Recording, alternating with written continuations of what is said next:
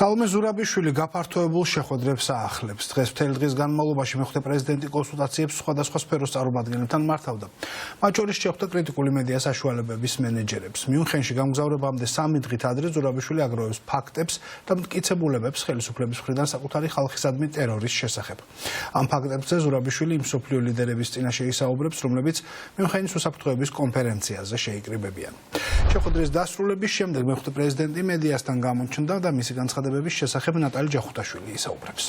საქართველოს პრეზიდენტი აცხადებს, რომ მისი თაოსნობით იქნება რამდენიმე ახალი პლატფორმა და ის განაახლებს სისტემატიურ შეხვედრებს ყველა სფეროს წარმომადგენლებთან. პრეზიდენტი მიიჩნევს, რომ ახლა უკიდურესად აუცილებელია კონსოლიდაცია და კოორდინირებული მუშაობა, რათა საბოლოო ჯამში მიზანი იყოს მიღწეული და ქვეყანა გამოვიდეს ამ უმძიმესი პოლიტიკური კრიზისიდან. როგორც იცით, 14 თებერვალს სალომე ზურაბიშვილი მიფრინავს გერმანიაში, სადაც ის დაესწრება მიუნხენის უსაფრთხოების კონფერენციას და ამ კონფერენციაში მონაწილეობას მიიღებენ მსოფლიო ლიდერები. ბუნებრივია მაღალი დონის შეხვედრები ექნება სალომე ზურაბიშვილს, მას ექნება კომუნიკაცია ჩვენს დასავლელ პარტნიორებთან და როგორც თავად აცხადებს, ის ხალხის გზავნილებს ჩაიტანს ჩვენს მოკავშირეებთან. ამასთან ერთად სალომე ზურაბიშვილი ხაზს უსვამს იმას, რომ იმ შემთხვევაში თუ რუსეთი საბოლოოდ გაიმარჯვებს საქართველოში, თავისთავად ეს იქნება წამგებიანი დასავლეთისთვის და ამიტომ ის გააკეთებს ყველაფერს იმისათვის, რომ უფრო ხისტი პოლიტიკა გაატაროს დასავლეთმა ქართულ ოცნებასთან მიმართებით. არის უსაფრთხოების კონფერენცია, სადაც მაღალ დონის ხელმძღვანელები იქნებიან სხვადასხვა სახელმწიფოების და მათთან მივიტანო ის მთავარი გზავნილი თუ რა ხდება დღეს საქართველოში, რომელიც არის არა მხოლოდ დიქტატურა, ეს რუსული რეჟიმი, რეპრესიები, არამედ ის, რომ აქ დგას საშიშროება, რომ რეალურად საქართველოს რუსეთმა აქ მოიგოს ის, რაც ვერასოდეს ვერ მოიგო და ეს იყოს პირველი ასეთი მარცხი დასავლეთისთვის, ევროპისთვის და ახალ ამერიკულ ადმინისტრაციისთვის. მე ვარ ძალიან დამუხტული ამ ყველა შეხვედრებით და ამდენი მოსაზრებებით და ამდენი გზავნილებით.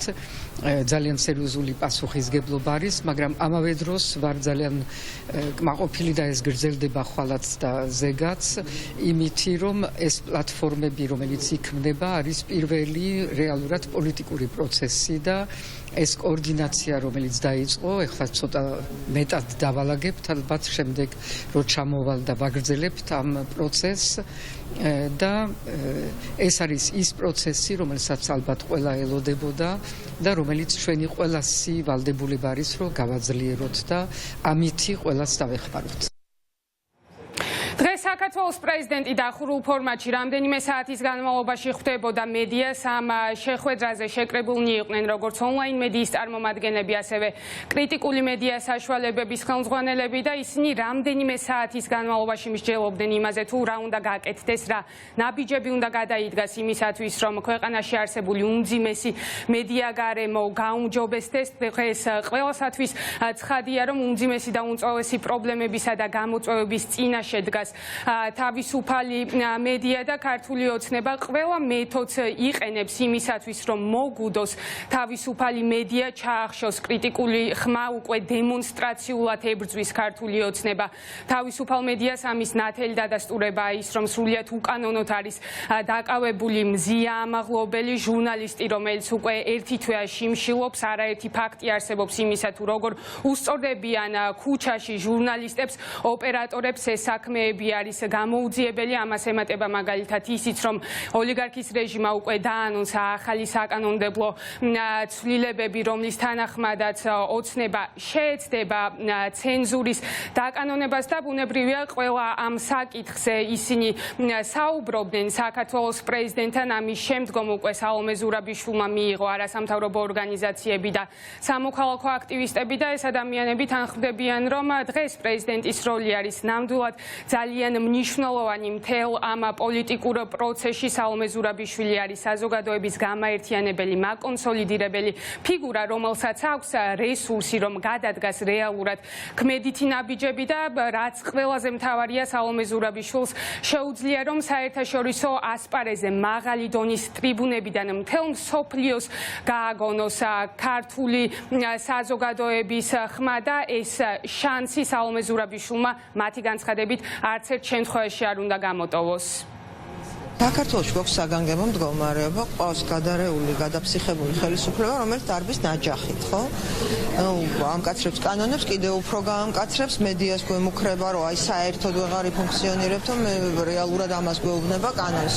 გავამკაცრებ, უცხოეთიდან დაფინანსებას ვეღარ მიიღებს და ასე შემდეგ და არაფერი სიგნალები უნდა ვაგზავნოთ ცივილიზებულ სამყაროში. ხელისუფლება ცდილობს ყველა დაფინანსების წყარო, როგორც თქვენ ნახეთ, ამოქოლოს. ორი რაზეც ვისაუბრეთ, ეს არის დღეს რაც გადასხდება მზიას თემა, იმიტომ რომ დღეების საკითხია, ეს ადამიანი თვეზე მეტია შიმშილოს და ამ ხელისუფლებას ადამიანობა არ ყოფნის იმისთვის, რომ ამ ქალს, რომელიც შიმშილობს თავისი ღირსების გამო და იმის გამო, რომ ასეთ შეურაცხყოფა მიაყენა პოლიციელმა, ამ ადამიანს ჯიბში არ ჩაუდგეს. ბუნებრივია ეს პრობლემები პირველ რიგში უკავშირდება ფინანსურ პრობლემებს და ასევე უკავშირდება იმ კანონებს, რომელიც დაანონსა საქართველოს ხელისუფლებამ.